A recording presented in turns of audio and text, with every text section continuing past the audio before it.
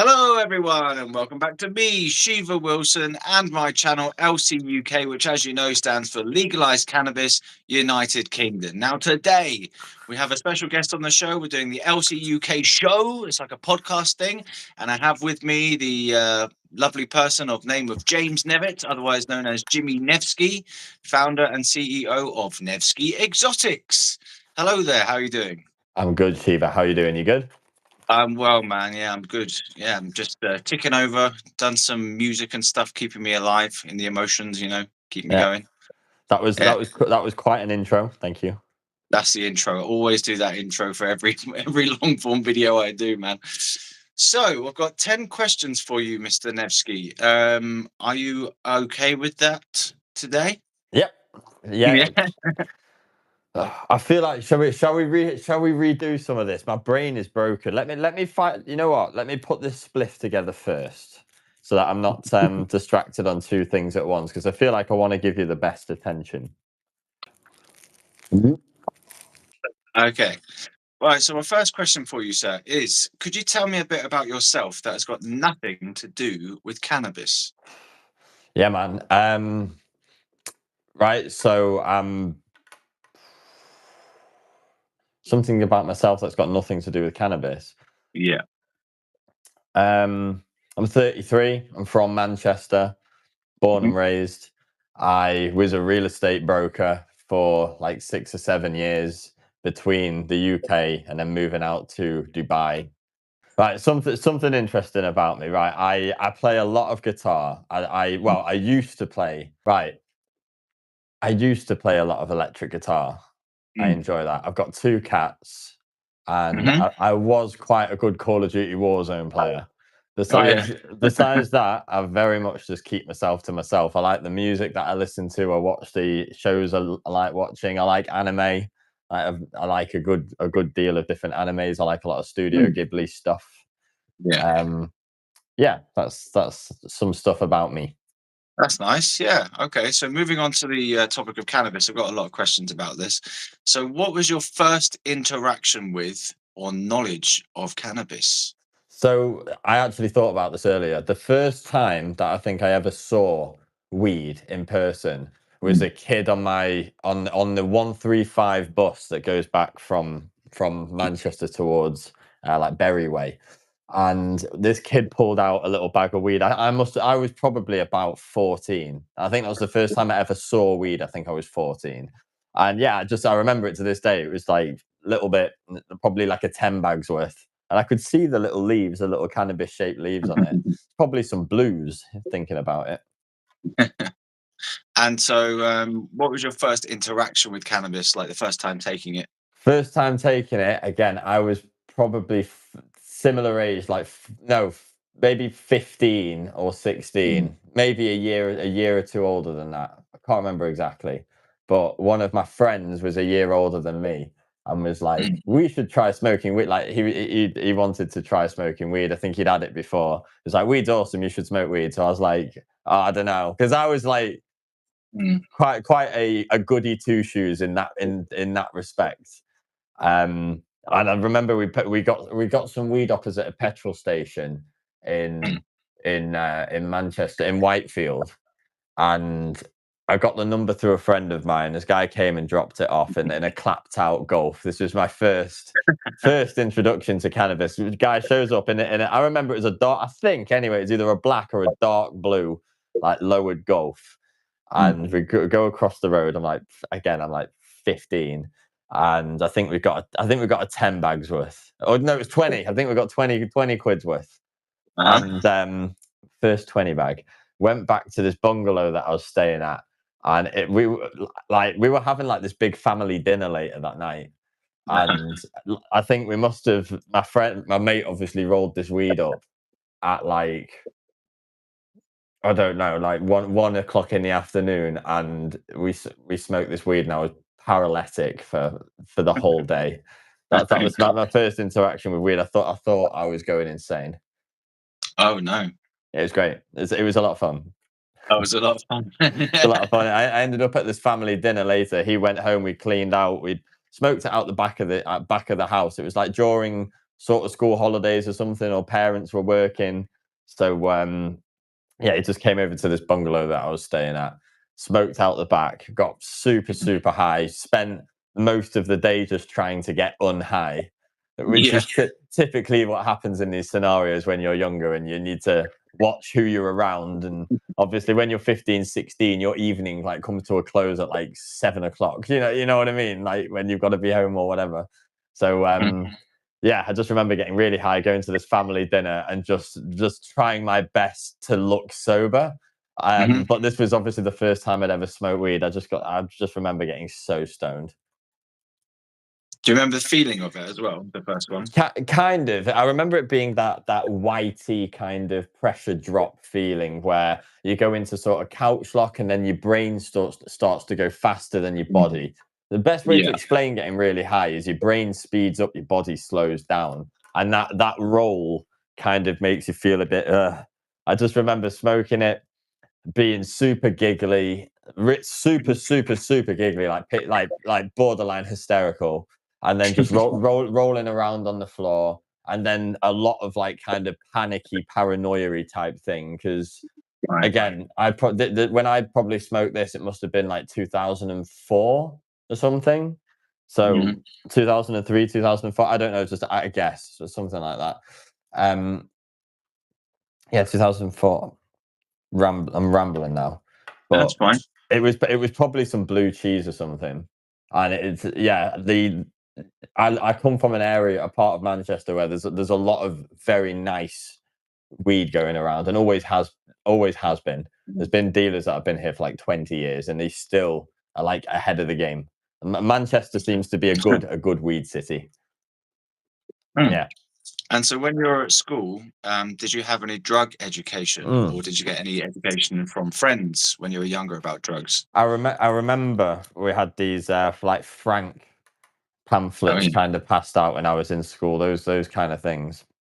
And I remember we did a day out, a day trip out with my school to like a Mm. fire station, and they had it set up with like these different scenarios and rooms, and it's showing all these fire hazards, and it was like incorporated drug use and stuff into that. So it showed Oh, like right. so we kind of had it drilled into us from school. I do specifically remember like not the classes themselves or whatever or the context, but I do remember these little fragments of memory from being in school where they're talking through each one like these are magic mushrooms. This is class A. This is really bad. Like don't do this. This is Mm. weed, really bad for you, sends you paranoid. Like they went through and they actually taught us all about it. And I think at the time, at that age, I think you're quite young, so you're just kind of taking it at face value, and you're just like, yep, Mm. that's terrible. Yep, oh, okay, that looks, and they make them look scary. Have you seen these pamphlets? The way they make the magic mushrooms look, they make them look so terrifying. I mean, they are terrifying. I mean, to be fair, if you've ever had like a big box of like if you've ever had some magic mushrooms and there's particularly big veiny triumphant buggers, and Mhm. they've got all their psilocybin bruising on them. Yeah, they look terrifying, and they had them just photographed on this pamphlet, just drooping like witches' fingers, like these are magic mushrooms. Oh, gosh. um Right. yeah, man. I remember my drug education. Yeah, So the okay. cannabis messaging didn't stop you from taking it then, by the sounds of it.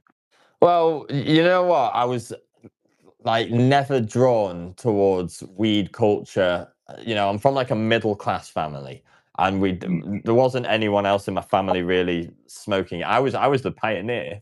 Right. I was the weed pioneer of the family, sort of. Um, Mhm. maybe some influence from my older sister, but yeah, I don't know. I was never really drawn towards it, and then you've got friends that kind of try it and you're into really similar things. I think I was really into like playing guitar and music, and a friend that I Mhm. like very highly looked up to was like, "Oh, we should try weed, and it's really good for creativity." And you're watching things and you're starting to watch TV, and you're watching TV shows like Family Guy and Simpsons and South Park, and you're slowly being desensitized to it because all these shows are making out weed to be awesome. So Mm. so eventually you just kind of crack and you're like, okay, let's see what this is all about. And yeah, it's Mm. great. It's awesome. It's not for everyone though.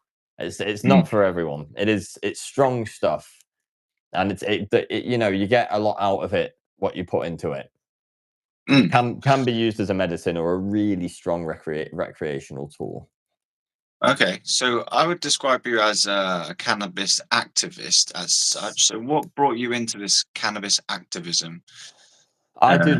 do not think I am a cannabis activist, and I'm a terrible cannabis activist, and I'll explain why that makes me the best cannabis activist. So, I I love weed. I can't stress that enough. I love weed. Yeah. I really love weed. I love trying all the different types. I love going to. I love weed. Right, we're all on the same page here. Everyone watching this, we're on the same page. Love weed. Think it's awesome. Like, great stuff. I'm a proper stickler for quality. I'm a Mm. connoisseur. I love it. And I'm fortunate. I grew up with amazing plugs, like amazing plugs. I was just lucky. I grew up in central Manchester, had good friends, looked out, have always had access to good weed.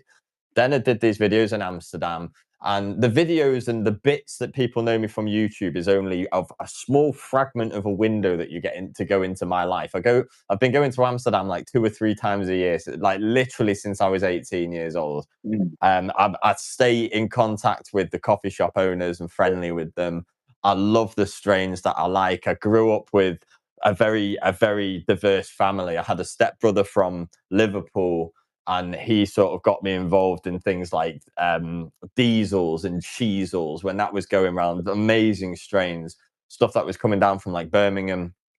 And then I lived in Berkshire for a while and Mm. grew up around a lot of the home. You called it homey G back then, homegrown. It was terrible. And then there was Uh, like the haze explosion of like 2006, 7. There was just loads and loads and loads of haze going around. High grade, you called it. It started off as like high grade.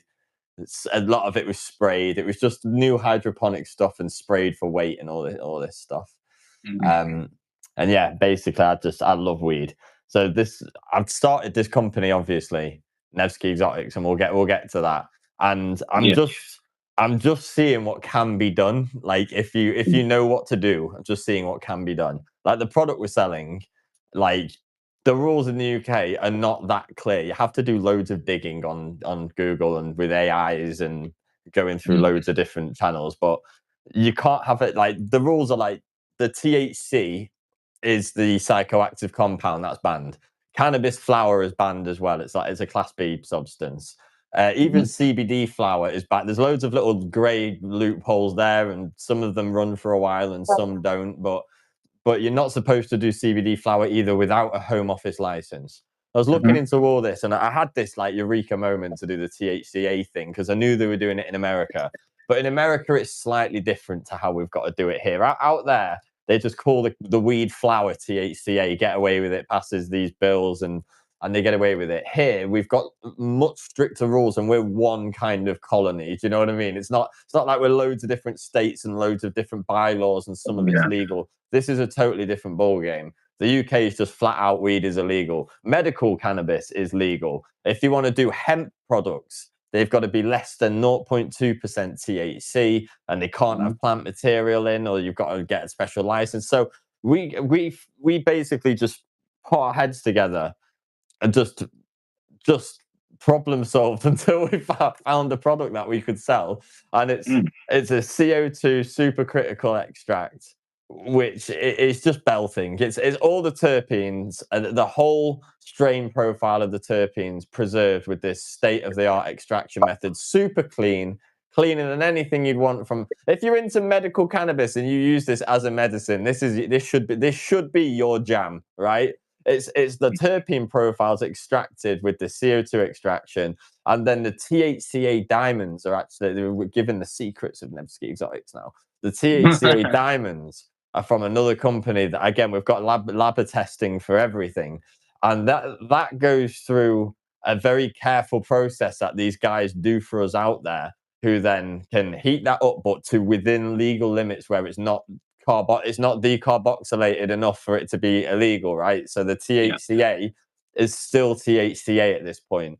And then they Mm. create these extract profiles by using the actual cannabinoids and oils and everything extracted from the plant without any of I guess, like the greens, the chloroform. It's the raw chemical, extraction, and they mix that all up, and they produce these beautiful buttery extracts, and you can cook them into food. You can put them in puffcos. Well, everybody dabs them. Like our customers, they buy them and they dab them, or they make donuts and put them in joints. And it is honestly one of the strongest things you will ever smoke. They are just nuts, but you're not allowed to smoke them. The whole loophole is not for human consumption. So basically, yeah, we do these awesome extracts, and my plan is to just grow the company really big and just not get stopped, because we're doing it all legally. So be a really good representative for the industry, do it good, treat the customers really well, make the branding really good, keep it classy. I'm a connoisseur, and I love these guys that we're working with, and I think this is like a real way to get it legalized, is to kind of play them at their own game and just start building the industry before it's legalized. You see what I mean? Just build the industry and just force it to be legal. That's that's kind of my plan. Just start building Lego bricks, and then eventually someone looks out the window and goes, "There's a Nevski Exotics company doing really well. We might as well incorporate it and keep it kosher." Okay, Yeah, so man. you've sort of explained what Nevski Exotics is. So I've got a question here. What do they stand for, and what are their operations? So what do you stand for at Nevski Exotics, and what do you actually do? Well, we stand for the legalization of cannabis recreationally here in Great Britain. We believe that medical cannabis quality is inadequate, and we're slowly going down a route where we're pushing higher and higher THC percentages and not actually putting as much care into growing the weed to be as good as it could possibly be. That's the kind of stuff that I really, really like. So that's what we stand for in terms of as a company. What we're Yeah. doing is we are curators. So we import and we sell really high quality CO2 supercritical cannabis extracts that are made from hemp slash cannabis material, terpene profiles. They are wonderful products, and because of the nature of this particular type of product, they are technically legal for me to sell, but they are not legal for you to heat them up or dab them or cook them into edibles or any of the Right. above. You're not allowed to do that, but you can buy them and look at them and smell them. Excellent.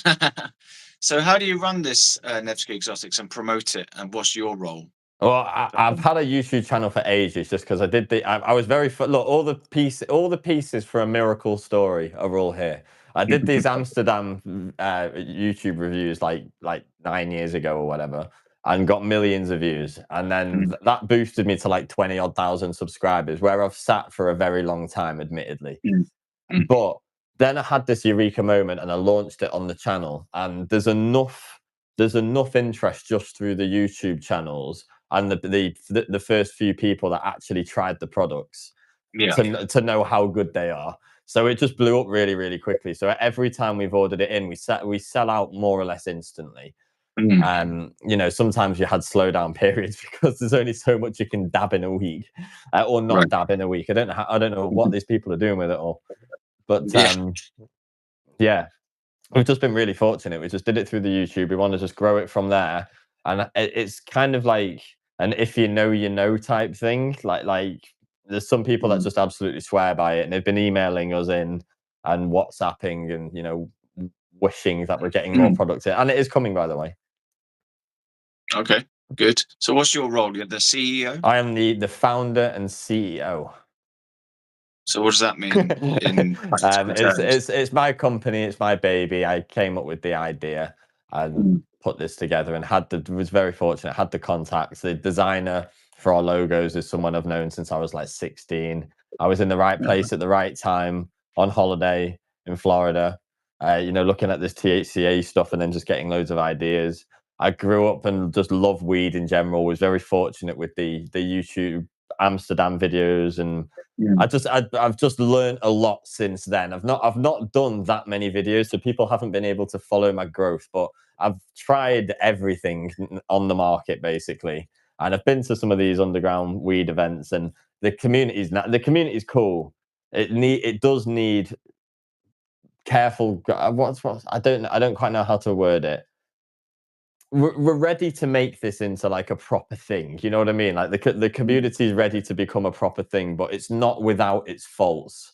People are still very untrustworthy. It's a very when you're operating in the shadows, because they are, because weed is illegal in the UK right now. So everybody that's dealing within cannabis in the UK has some degree of worry, is the best way to put it. A degree of worry that you're going to get caught or raided, or you're going to get in trouble or get your stuff taken off you. That's not going to go away until it's legal. And because of that, it's quite a tight knit community, and they're quite harsh towards newcomers.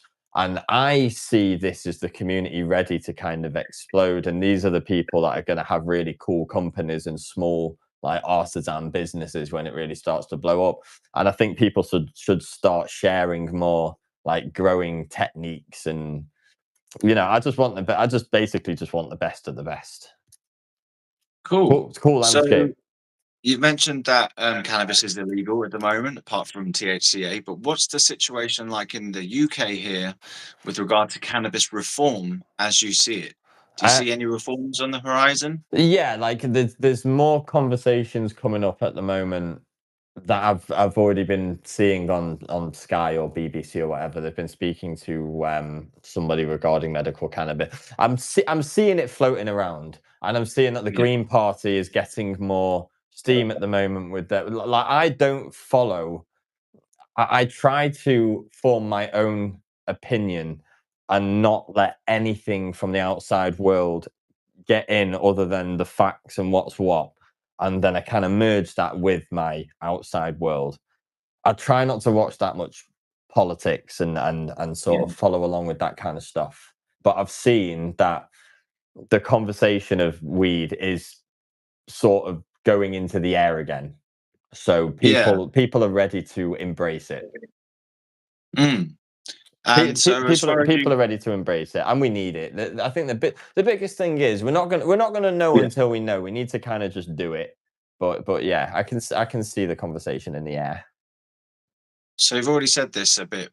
So do you want the status quo, decriminalization, legalization, or some other outcome? And what does it look like to you? Well, You mentioned it's got to be a legalization. blend. It's got to be a blend of all of these things. So you want to decriminalize people. You want to create new avenues to channel this money into the economy, but also to integrate these people into broader society and to be recognized for having a skill set. That's the biggest thing. Once we start creating the idea that growing weed is, well, we both agree that growing really nice weed is an art form and it's a skill set in itself. Like really great farmers.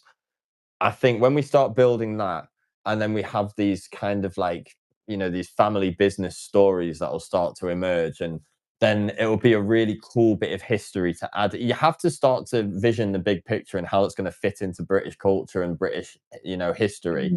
And you're going to be looking back and remembering, oh, in 2025 or 2026, they did the legalization, and and then this family from here had this grow farm that then they won their case and was able to keep their plants even though they were growing them during the time of the illegal part. You start to flesh it all out in your head, and you can see how we're kind of ready to embrace it. We do coffee shop culture very, very well. We already have this massive almost reliance. I'm gonna say like reliance on alcohol culture in the UK. Yeah. It's like we physically need to fill in our days off from work with that, or that's our main point of social interaction. That's our main point of letting off steam is alcohol. And obviously, it doesn't apply to everyone. I'm not saying everybody in the UK is an alcoholic, but you go out on, to major cities.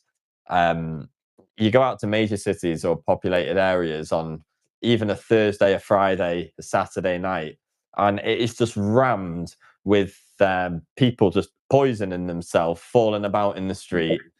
And I just think that we could do a lot worse than legalizing cannabis.